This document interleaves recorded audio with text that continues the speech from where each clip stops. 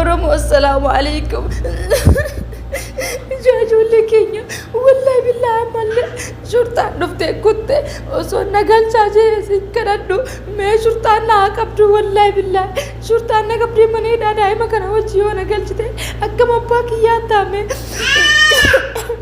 uno ammayyuu dhufaniiti as dhufanii jechuun nama sadii afur qabanii ana daa'ima jecha na dhiisanii galuufan deemaa bakka nan qabinaa nan galchinaa tiikeettillee muradhee jira galuufan deemaa billaalee garabbiin sodaadaa jedheeni namtichi guddaa tokko kalaasa haadhii isaanii haadha daa'imaati dhiisaanii kalaasa osiinuun akkana jirti hin dhukkuba qaama kiyya qabiin beenna nyaate guutuu garsiise bakka hin dhukkubaa dhiisaanii haa galtuu jedhanii ana dhiisanii deeman jechuudha osoon isin kadhadhu shurtaan na qabdee ammallee kabiraana dhuftee na galchiti na qarqaaraa na galchaa kalaasa na galchaa na qarqaaraa.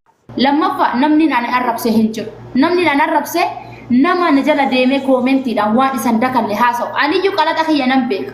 Anu akkan qalaxe gabbaheen Oromoo kutaa 11 irratti nikaa malee dhalee jaalalaan dogongoree dhalee natti fakkaatee akkas tahee jedhee anu nama afaan kiyyaanu afaan irra jiru boru ni goggogaa waan hin beekuuf arra yoo kijibe boru dhugaan irra baha waan beekuuf anu dhugaa kiyya dogongora kiyya gabbee himadheemi dogongoraan gabbee himadhe namni dhagayin hin jiru akkana nikaa malee dhalin akkana simbuloo qalate namni dhagayin jiru maraatullee ni beekti sinigale osoo kana beekani anu ofirra gadduu jira anu ofirra beekee aaru jira maaliif deebi'anii na arrabsanii na aarsa waan ta'eef koomenti akkasii yoo ilaales hin callisu gaqqabee biloo godha nama saalfadhu keessa yoo jiraate gaqqabee biloo godha yookiin ammoo deebii gahaan deebisaaf nama jechuudha osoo Oromoo guutuu walitti hin qabne isa arrabsuu nan danda'a mirga kiyya isaa ma arrabsitaa naan jechuun qabda. Keeriyaa teenya dhagaye wanna ati tokkoon korte takka jiru tokkoon kore isa.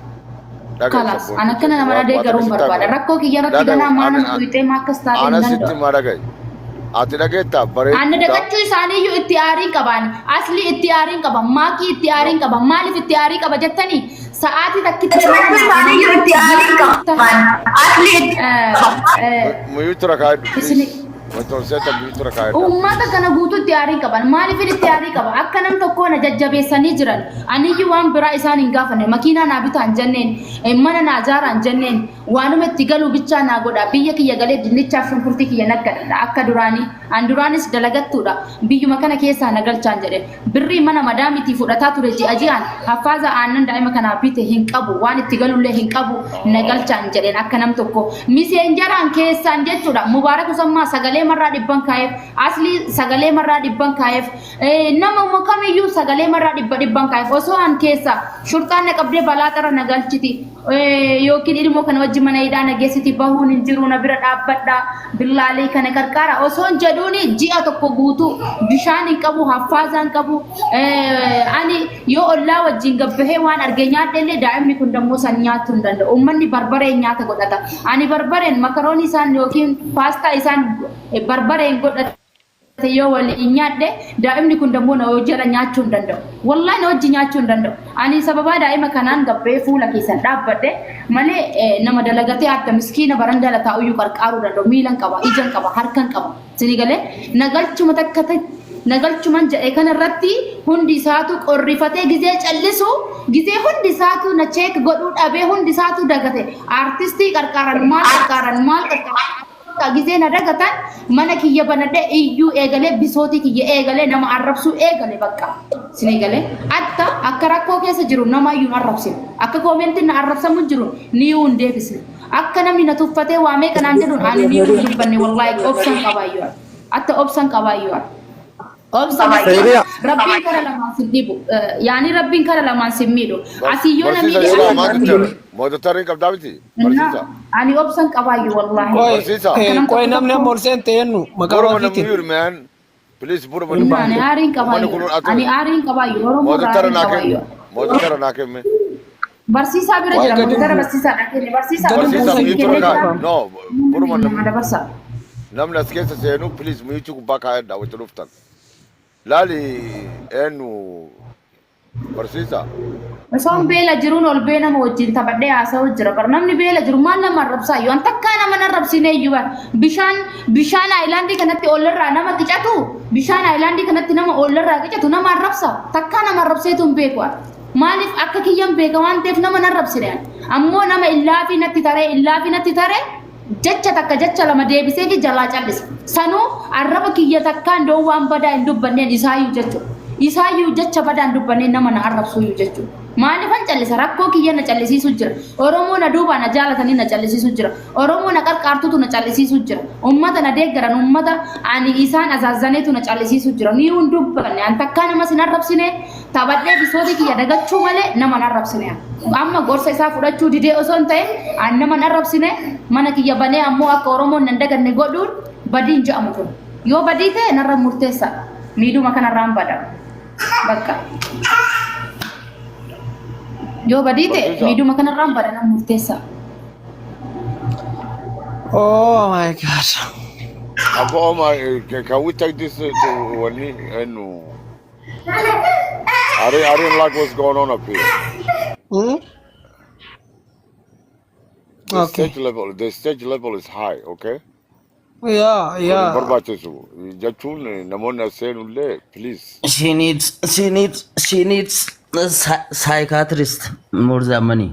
Yeah. As I think. That's true. Yeah. For You know, that, like, you have to come back home, Alex. So we never do. We're never doing this. Oromo rakam Namni takara do it saate aaron arrange by so way. See, get like. No, it's aaron jiru. Nama mal aaron is what is it? Yeah. We can see that.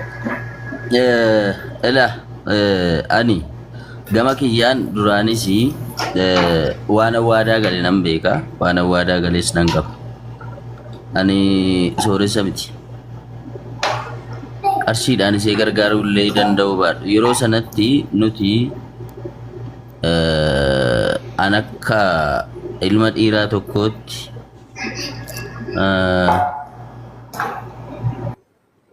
nama gocha kana sirratti raawwatee fi sagalee nan qabu naa xiqqaatu siifan dubbadha si cina jirra jamiilaadha wajjiniini wanta jiru waliin dubbanneeti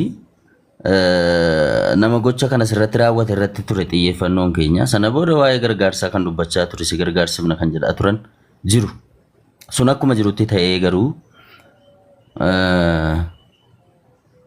ani waamamees bakka kanaatti waamamees hafees hin beeku namni na waamnaanis namne akka ati gargaaramtuuf jechuudha gama gootii inni kan biraatis immoo waa waadaa galee gochuurraa wanti duubatti deebisuun jiru garuuti yeroo tokko daandiirraa gaafa maqu haalli namaa amalli namaa jechi namaa namni tarii duubatti deebi'uu danda'a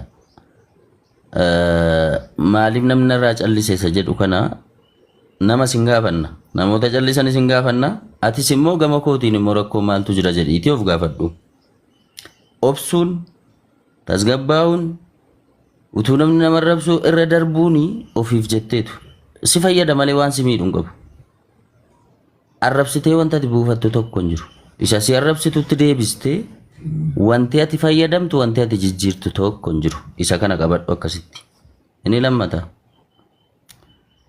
yoo arrabsuu dhiiste wanti ati miidhamtu tokko hin jiru fayyadamta malee akka yaada kootiitu kun namoonni baay'een haasaa kee kan hin fa'amne baay'eetu jiru achal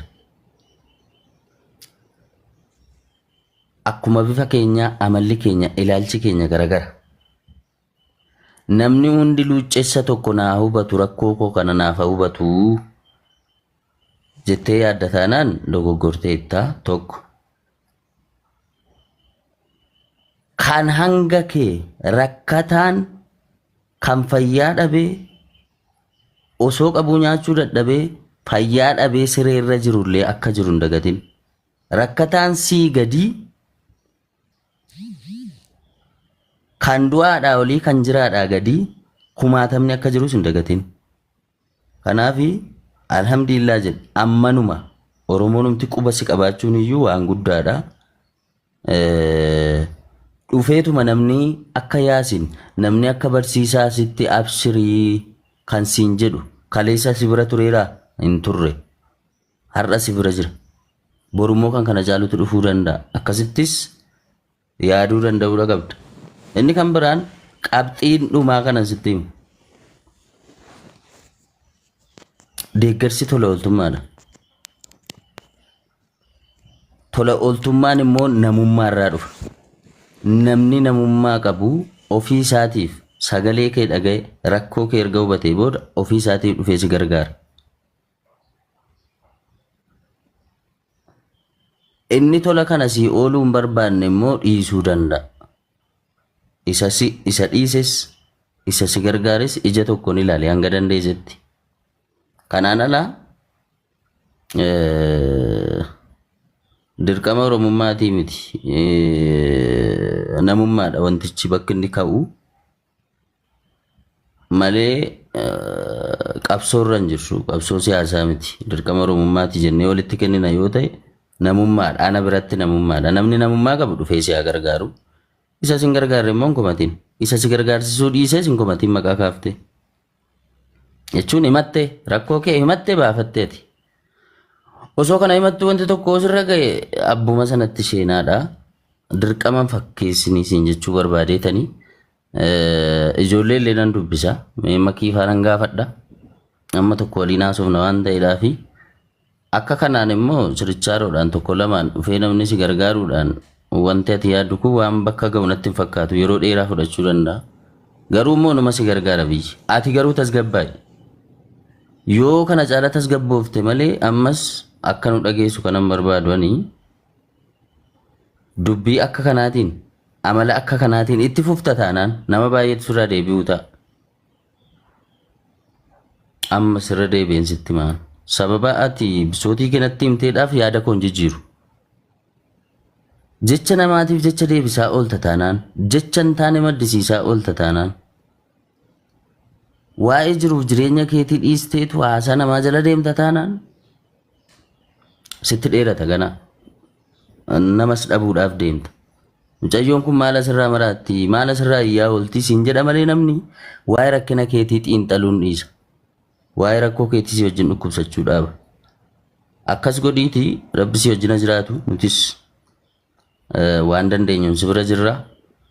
Rakkinni immoo sirratti hin eegalle nama hedduu hanguma kee kana miidiyaa irratti argamuudhaaf dhaga'amuu kan dadhabee gola keessatti ciisee jiru.